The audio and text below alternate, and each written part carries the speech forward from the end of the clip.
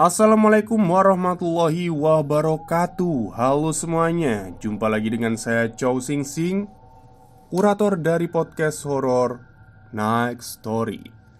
Halo, apa kabar semuanya? Semoga kalian semua sehat-sehat ya. Dan seperti biasanya pada hari ini saya kembali dan akan menghadirkan sebuah kisah mistis untuk kalian semua.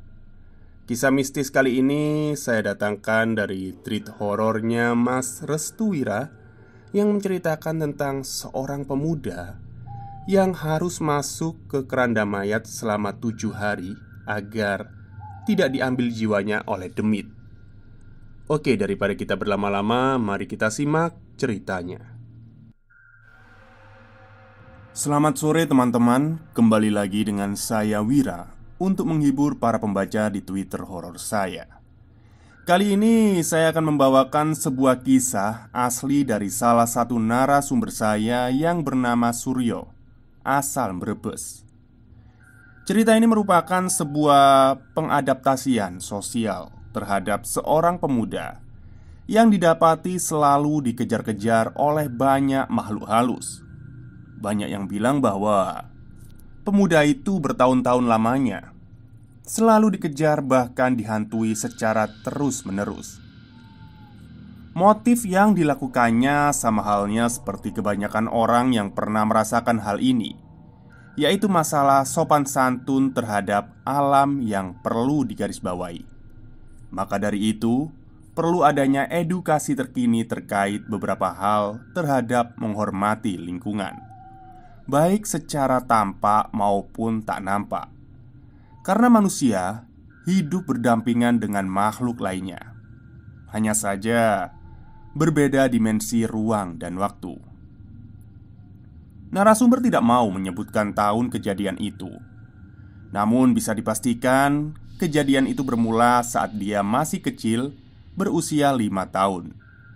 Berarti antara tahun 2005-an. Saya patokan sebagai awal mula kejadian itu berlangsung. Brebes, Jawa Tengah, tahun 2005. Nama desa dan tempat serta seluruh komponen yang ada di dalam tulisan ini akan saya samarkan untuk mengenang tokoh utama dalam treat ini.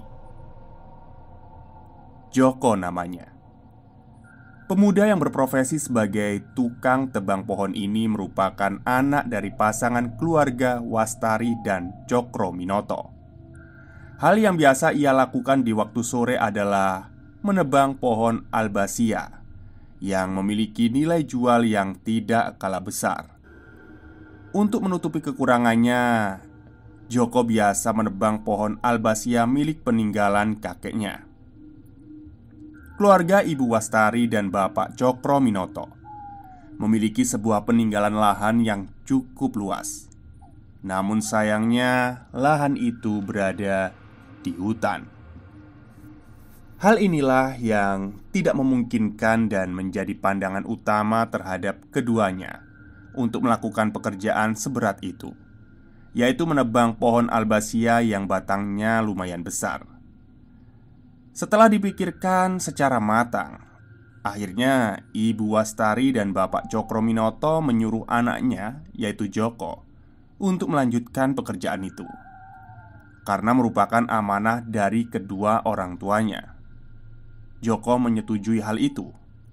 Lagi pula pekerjaan itu harus diambilnya agar bisa menyambung hidup, walau hanya membeli beras dan bahan pokok lainnya.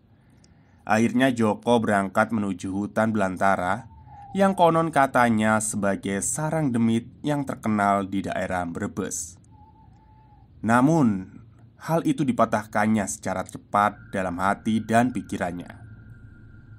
Tujuan utama Joko adalah untuk melanjutkan kehidupannya, karena tanpa dia menebang pohon, agak sulit rasanya untuk bisa menyambung hidup untuk makan. Begitu kira-kira pikiran Joko kala itu. Sebelum berangkat, Bu Wastari dan Bapak Cokro Minoto berpesan kepada Joko untuk tidak lupa membaca doa ketika hendak menebang pohon. Mereka berdua menyarankan agar golok tersebut diasah terlebih dahulu. Lalu, ketika sudah surup harus diselesaikan atau harus pulang ke rumah. Hal yang ganjil seperti ini biasa terjadi bagi orang-orang yang terlalu memfokuskan diri pada pekerjaan sampai lupa akan adanya beberapa pantangan yang seharusnya untuk tidak dilanggar. Joko mengiyakan hal itu. Dia pun berangkat dengan tatapan senyum yang begitu manis. Wajah Joko seperti menandakan keikhlasan tanpa adanya beban dan masalah dalam kehidupannya. Pak Cokro-Minoto merasakan sesuatu yang tak biasa dalam diri Joko. Begitu juga dengan Ibu Bestari yang tidak tega melepaskan anak sematawayangnya untuk menebang pohon di lahan peninggalan kakek Joko di tengah hutan belantara yang menjadi sarang demit itu. Joko pun berangkat menuju hutan belantara itu untuk menebang pohon albasia.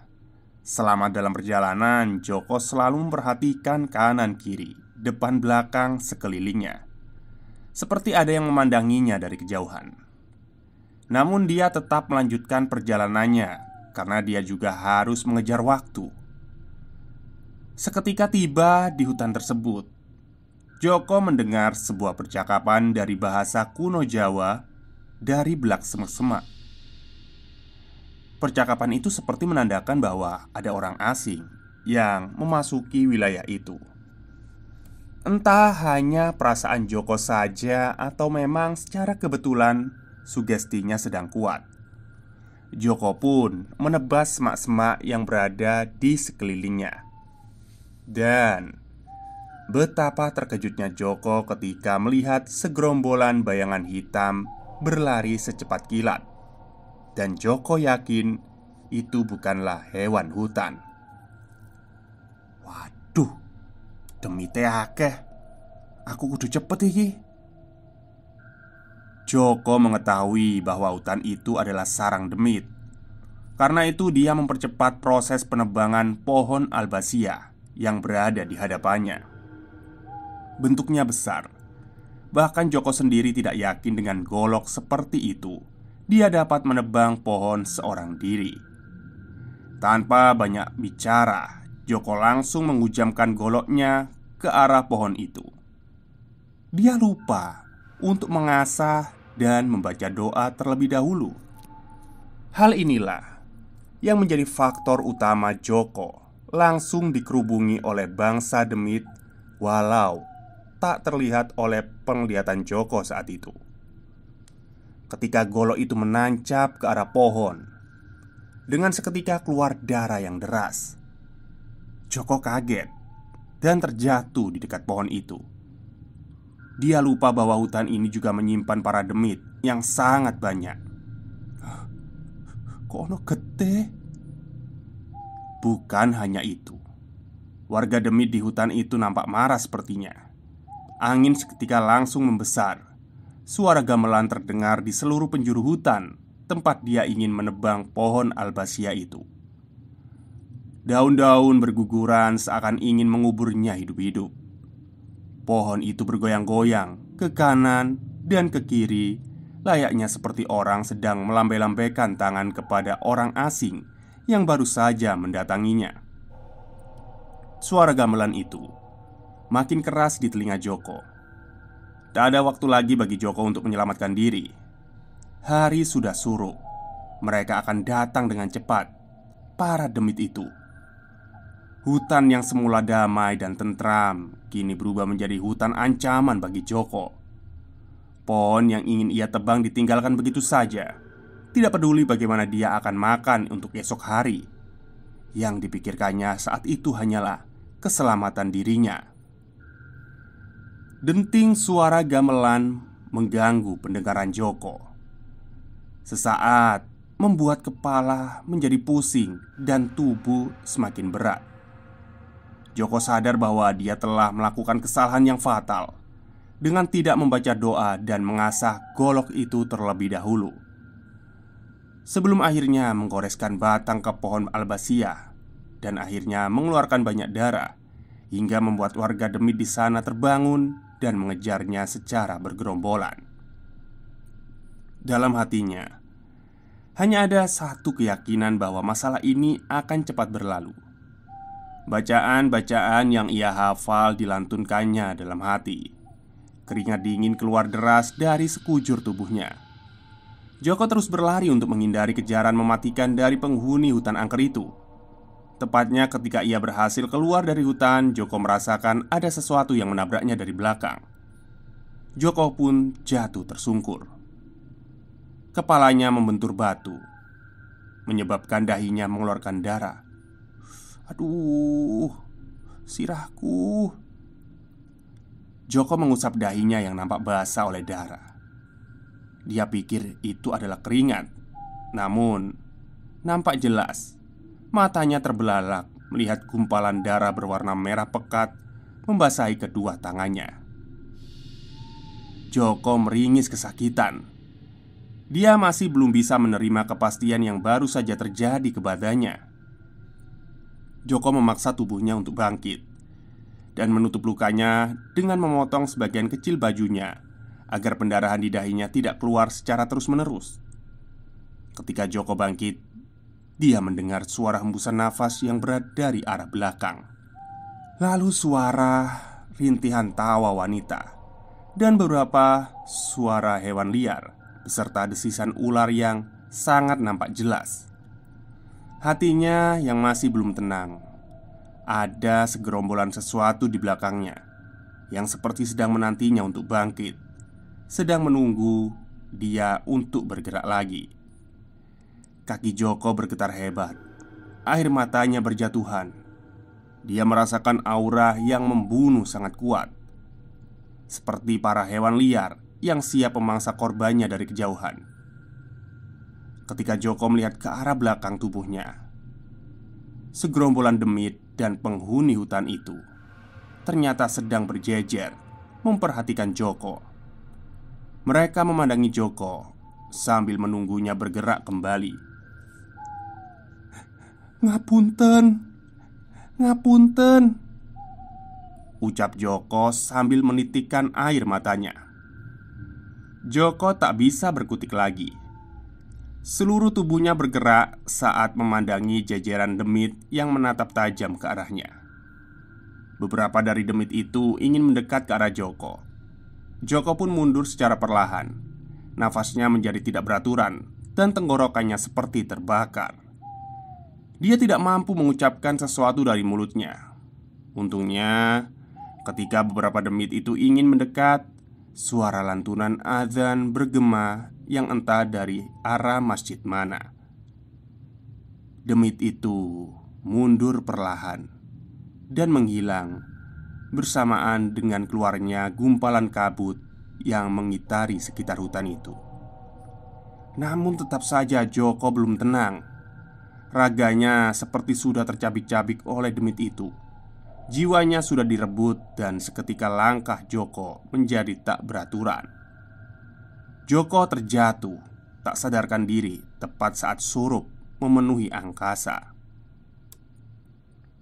Ibu Wastari dan Bapak Cokrominoto menjadi risau karena anaknya belum datang sedari tadi. "Pak, Joko belum pulang. Bagaimana ini, Pak?" tanya Ibu Wastari. "Biar aku saja yang menjemput. Sekarang masak air untuk menyirami Joko selepas dia datang ke rumah," jawab Pak Cokrominoto. "Nggih, Pak." Pak Cokrominoto langsung berangkat menuju jalur hutan. Siapa tahu dia mendapati Joko di perjalanan. Dan benar saja, dia melihat seorang pemuda sedang tergeletak dengan luka di bagian dahinya. Pak Cokrominoto langsung berlari dan mengangkat tubuh anaknya itu. "Demit itu sudah masuk ke tubuhmu, Nak." Pak Cokrominoto melihat ke arah belakang tubuhnya. Dia terkejut ketika mendapati segerombolan demit itu sedang berjejer dan berdiri tegak sambil memandanginya dari kejauhan. Hawa merinding langsung menyelimuti tubuh Pak Cokrominoto. Demit di hutan angker itu terkenal dengan sikapnya yang jahat, egois, dan pantang menyerah untuk mendapatkan mangsa. Mereka akan mengikuti orang yang sudah membuatnya marah sampai orang yang bersangkutan itu mati. Pak Cokrominoto langsung mengangkat paksa tubuh Joko. Namun, para demit itu nampak geram karena mangsanya ingin diambil. Beberapa dari mereka bergerak ke arah Pak Cokrominoto. Namun dengan sigap, Pak Cokrominoto menaburkan garam di sekeliling. Dan dengan seketika, kabut tebal keluar. Pak Cokrominoto langsung membawa kabur tubuh Joko agar tidak terkejar oleh kejaran dari para demit itu. Dia juga merasakan detak jantung Joko yang sangat lemah, nafasnya yang sudah terengah-engah, dan tubuhnya yang sangat lemas. Sesampainya di rumah, Bu Astari segera menyambut keduanya. "Ayo Bu, cepat dimandikan." Tubuh Joko diletakkan di kursi dan diikatkan dengan tali tambang agar dia tidak memberontak. "Sudah Pak," ucap Bu Astari. Joko langsung dimandikan untuk menghilangkan segala sesuatu yang menempel di dalam jiwanya yang masih terikat dengan para demit itu. Namun begitu Pak Cokrominoto mengangkat gayung dan ingin menyiramkannya ke tubuh Joko, tiba-tiba saja Joko lidahnya menjulur seperti ular. "Anakmu wis ngelanggar pantangan,"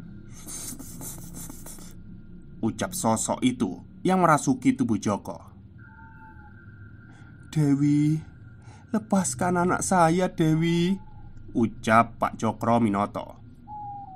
Sosok yang merasuki tubuh Joko itu tertawa kencang hingga membuat Bu Astari terkejut. Oleh karena tubuh Joko sudah dirasuki oleh penghuni hutan itu, Pak Cokrominoto pun memanggil seluruh kiai yang ada di tempatnya. Bukan hanya itu saja, sosok itu sepertinya berebutan untuk memasuki tubuh Joko. Kadang-kadang dia dimasuki oleh Dewi Ular, kadang-kadang juga dimasuki siluman lain, dan masih banyak lagi. Mereka yang memasuki tubuh Joko dengan serentak mengucapkan satu hal yang sama, bahwa Joko sudah melanggar pantangan. Bahkan Bu Astari sendiri hanya bisa menutup mulutnya sambil menitikkan air mata.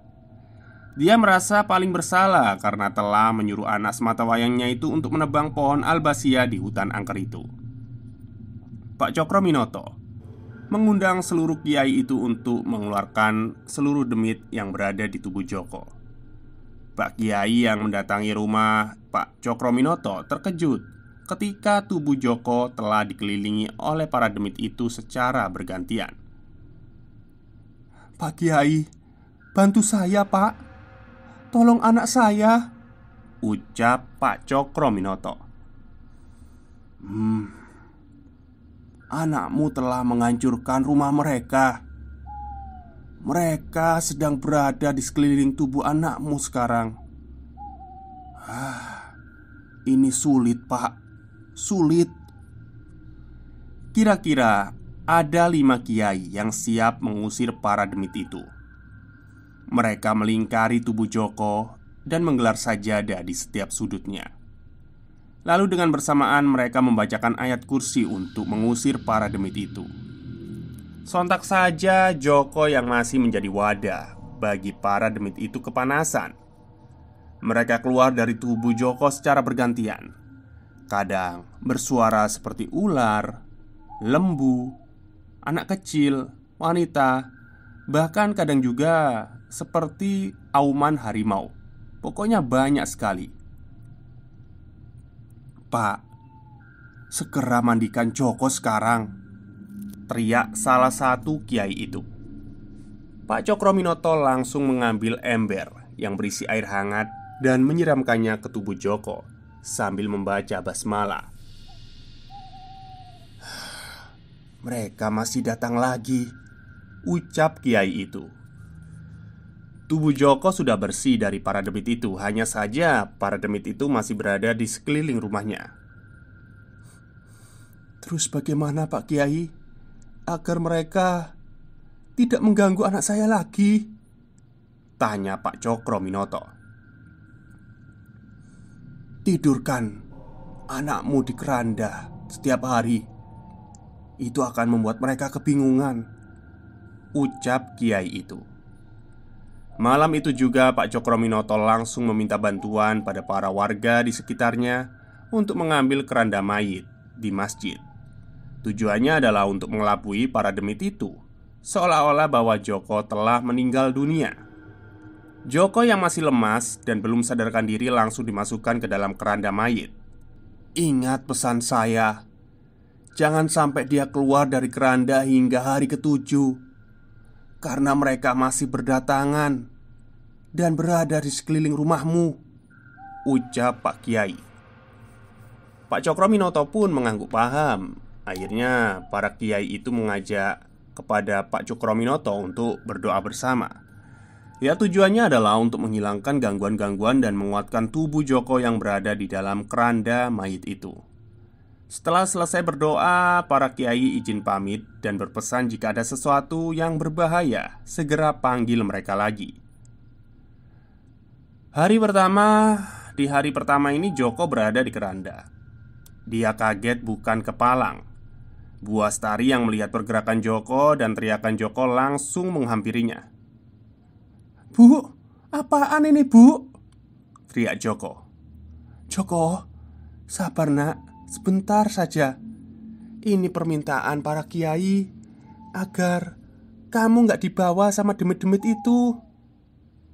Tiba-tiba pintu terbuka lebar. Bu Astari memerintahkan kepada Joko untuk tidak bersuara, karena sepertinya para demit itu sedang mendatanginya. Bu Astari langsung berlari dan mengintip kerandanya yang ditempati Joko dari balik kamarnya. Suara desisan ular terdengar begitu jelas. Pak Cokrominoto menenangkan istrinya. "Bu, kita pasrah saja sama Allah." Benar saja, Dewi Ular yang disebut-sebut sebagai sosok yang merasuki Joko sekarang mengelilingi keranda itu sebanyak 7 kali. Setelah itu dia menghilang entah kemana. Di hari kedua ini Joko merasa tidak betah. Dia ingin keluar dari keranda tersebut, namun lagi-lagi ketika dia ingin keluar, pintu rumah terbuka lebar dan ada sosok yang mendatangi kerandanya. Ya, itu adalah siluman lembu. Di hari ketiga, sama seperti hari sebelumnya, sosok yang mengelilingi keranda yang ditempati oleh Joko tersebut adalah anak kecil. Anak kecil itu memiliki perut buncit dan kepala yang besar. Bu Cokrominoto dan Bu Astari melihatnya dengan jelas. Sosok itu dari balik kamar. Di hari keempat, Joko sudah tidak bisa menahannya. Namun Bu Astari mencegah niatan Joko untuk membuka keranda itu. Dan lagi-lagi sosok yang berbeda mendatangi dan mengelilingi keranda Joko. Sosok itu adalah harimau penjaga hutan angker. Aumanya membuat Joko merinding. Di hari kelima ini, 2 sosok langsung mendatangi Joko. Bahkan sosok yang mendatangi Joko ini lebih usil. Terkadang dia menyibakkan kain yang menutupi keranda. Sontak saja Joko kaget dan langsung pura-pura meninggal ketika sosok itu melihatnya. Sosok itu adalah kuntilanak merah dan yang paling jahil. Dan terkadang dia juga tidak segan untuk membawa jiwa seseorang jika sudah merasa marah dan kesal.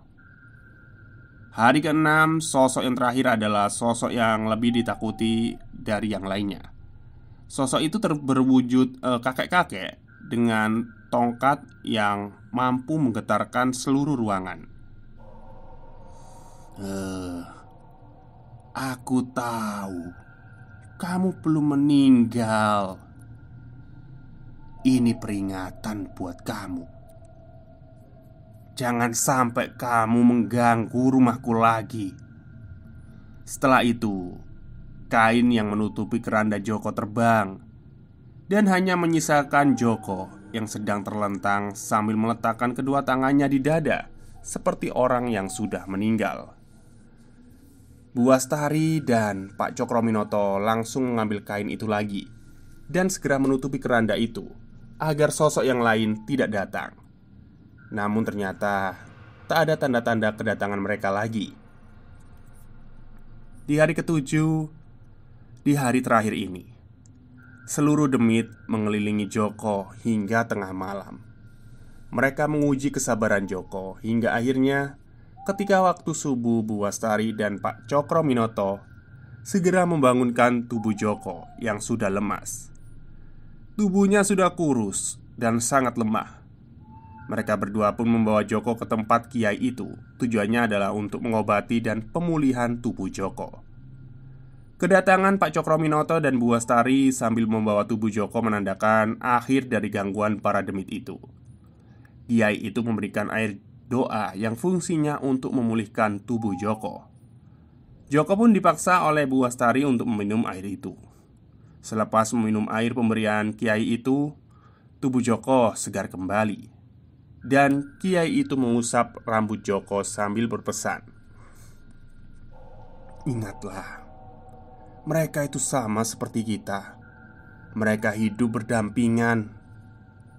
Joko pun meminta maaf kepada kiai itu dan berjanji tidak mengulanginya lagi. Jangan pernah merusak alam, karena Allah tidak menyukai perbuatan itu. Mereka yang menebang pohon secara liar, jika tidak disiksa di dunia, maka dia akan disiksa di akhirat nanti. Pesannya memang benar. Alam adalah ciptaan Tuhan. Di alam juga banyak sekali makhluk Tuhan yang hidup. Alam yang baik adalah alam yang selalu dijaga dengan baik, bukan dirusak apalagi dihancurkan dengan sengaja. Terima kasih. Oke, itulah cerita singkat dari treat horornya Mas Restu Wira tentang seorang pemuda yang melakukan kesalahan waktu menebang hutan. Tapi juga saya penasaran Joko pipisnya gimana atau buang air besarnya 7 hari loh di dalam keranda itu. Tapi nggak usah dipikir lah. Oke, mungkin itu saja cerita untuk hari ini. Semoga kalian semua suka. Wassalamualaikum warahmatullahi wabarakatuh.